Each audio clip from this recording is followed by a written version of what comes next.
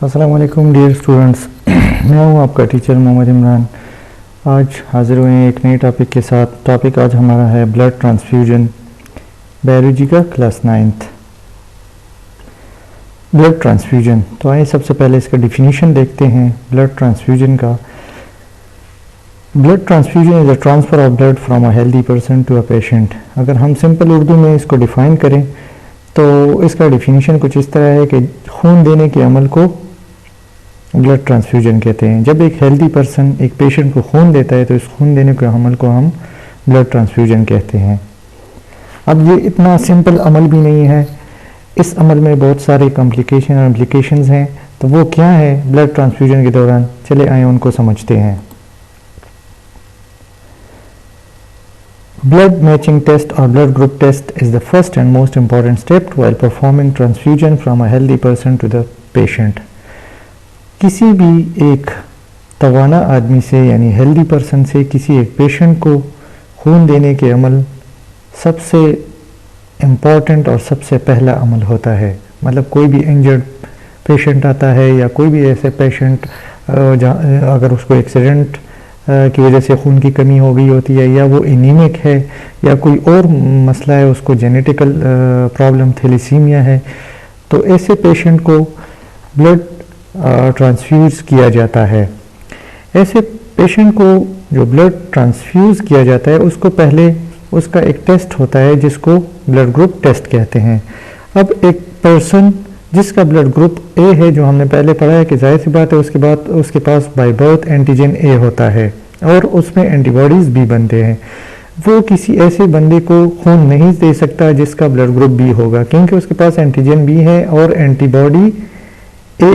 ए antibody मौजूद है।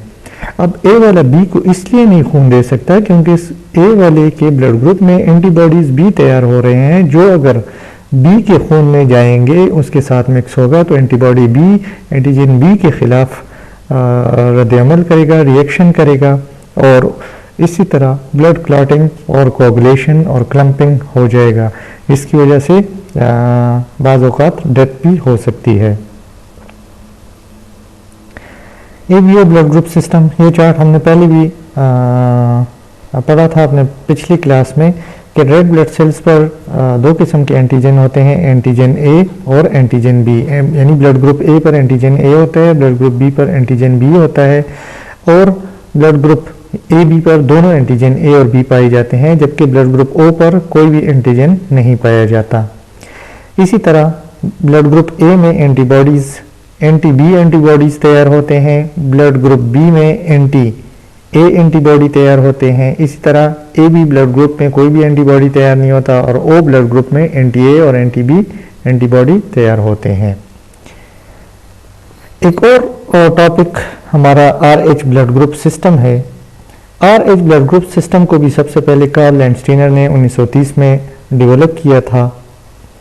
According to this group, this blood group system depends upon the presence or absence of another antigen known as RH antigen और RH factor on red blood cells। के खून red blood cells पर एक और किस्म का, एक तो उनके रेड ब्लड सेल्स पर एंटीजन ए होता है और एक एंटीजन बी होता है, लेकिन इन दो एंटीजेंस के अलावा भी एक एंटीजन या तो मौजूद होगा या प्रेजेंट होगा और या वो एब्सेंट होगा। अगर प्रेजेंट होता है तो ऐसे खून को हम कहते हैं पॉजिटिव, और अगर नहीं होगा तो ऐसे ब्लड ग्रुप को हम कहेंगे negative. For example A positive, तो अगर आरएच फैक्टर मौजूद है तो ए पॉजिटिव होगा, अगर आरएच फैक्टर नहीं मौजूद तो A negative. Same is the case with the B positive and B negative, A B positive, A negative, O positive and O negative. अब ये टर्म आरएच कहाँ से लिया गया है, तो ये टर्म आरएच रीसस जो है ये रीसस से लिया गया है, क्योंकि ये सबसे पहले रीसस मंकी में डिस्कवर हुआ था, इसलिए इसको आरएच फैक्टर या आरएच एंटीजन कहा जाता है। अब what is positive and negative blood group, ये मैंने आपको अभी बताया कि पॉजिटिव और नेगेटिव ब्लड ग्रुप क्या होते हैं। तो एंटीजन की किसी भी रेड ब्लड सेल्स पर एंटीजन की मौजूदगी पॉजिटिव ब्लड ग्रुप कहलाता है और इसका जो गैर मौजूदगी होती है इसको हम नेगेटिव ब्लड ग्रुप तस्लीम करते हैं। अब ब्लड ट्रांसफ्यूजन किस तरह होता है, RH ब्लड ग्रुप सिस्टम में कौन किसको खून दे सकता है और कैसे डोनेट कर सकता है। तो RH पॉजिटिव जो होता है, जिसके खून में पॉजिटिव हो, तो वो पॉजिटिव को खून दे सकता है, क्योंकि दोनों के रेड ब्लड सेल के सरफेस पर RH एंटीजन मौजूद होते हैं। सिमिलरली नेगेटिव को खून दे सकता है, मतलब RH नेगेटिव ब्लड ग्रुप वाला RH नेगेटिव ब्लड ग्रुप को खून दे सकता है, इसमें कोई ममानियत नहीं है। Similarly, RH positive person can take blood from RH negative, मतलब RH पॉजिटिव जो होता है वो RH नेगेटिव से खून ले सकता है, क्योंकि उस पर तो RH फैक्टर मौजूद नहीं है, इसलिए RH पॉजिटिव उससे खून ले सकता है। Only in the case he has not been exposed to any RH antigen and does not have anti-RH antibody, लेकिन इसमें एक केस ज़रूरी है कि कहीं वो RH एंटीजन के खिलाफ एक्सपोज ना हो गया हो और उसमें anti-RH एंटीबॉडीज ना तैयार हुए हों।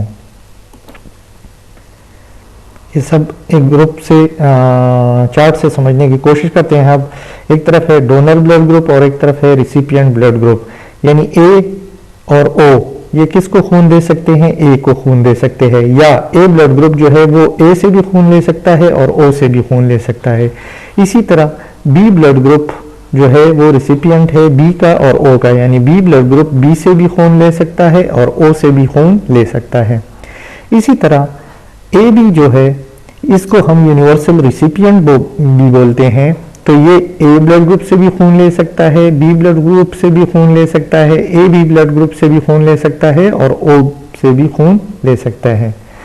जबकि ओ जो होता है वो सिर्फ ओ ब्लड ग्रुप से ही खून ले सकता है। इसी तरह RH नेगेटिव जो ब्लड ग्रुप होता है वो RH पॉजिटिव को खून दे सकता है और RH नेगेटिव को भी खून दे सकता है। सिमिलरली RH नेगेटिव को खून दे सकता है। उम्मीद करता हूँ डियर स्टूडेंट्स कि आप लोगों को समझ आ गई होगी कि खून किस तरह ट्रांसफ़र होता है, किस तरह डोनेट किया जाता है और किस तरह रिसीव किया जाता है, कितने ब्लड ग्रुप्स हैं, और ये इस को हमने बहुत डिटेल से मैंने समझाने की कोशिश की है। फिर भी अगर आप लोगों का कोई भी क्वेश्चन हो तो आप मुझसे कमेंट सेक्शन में पूछ सकते हैं।